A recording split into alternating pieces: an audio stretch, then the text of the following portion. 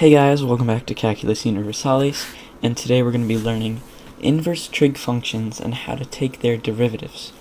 So let's get right into it. So we're going to have 6 total inverse trigonometric functions that we're able to derive. So the first one's going to be sine inverse of x. And now, basically you're just going to have to memorize each of these formulas, and I will teach you how to do that the most easiest way. So this right here is 1 over square root 1 minus x squared, and this is your derivative of sine of x. And then cosine of x is going to be the same thing, but it's going to be a big negative on there. And then lots of these are opposites of each other in that they're negatives of each other, like tan and cotangent.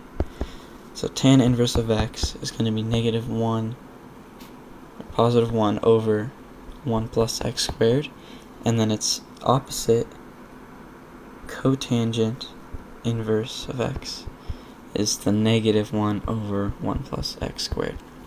So that's an easy way to memorize these. You know, the two pairs, sine and cosine, tangent and cotangent, are negatives of each other.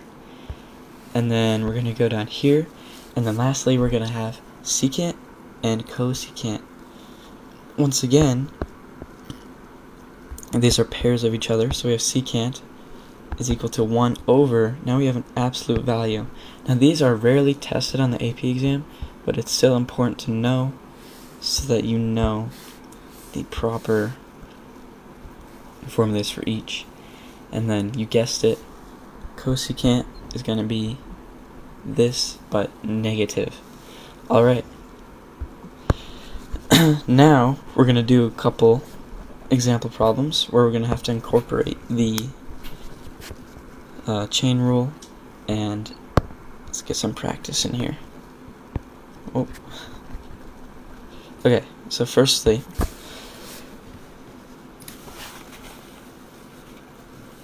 our first example is going to be cosine inverse of 5x squared.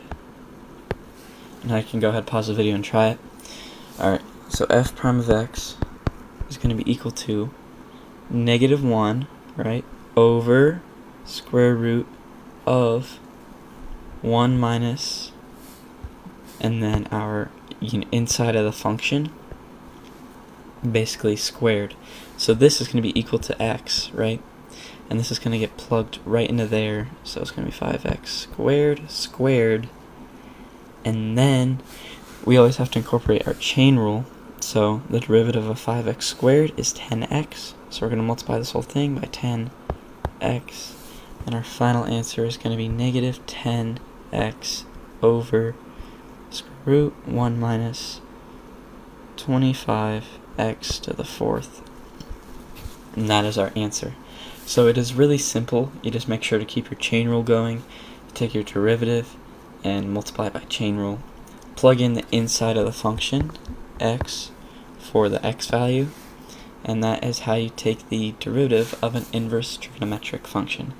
Thanks for watching. Please be sure to like and subscribe, and comment if you found this video helpful. Calculus Universalis out.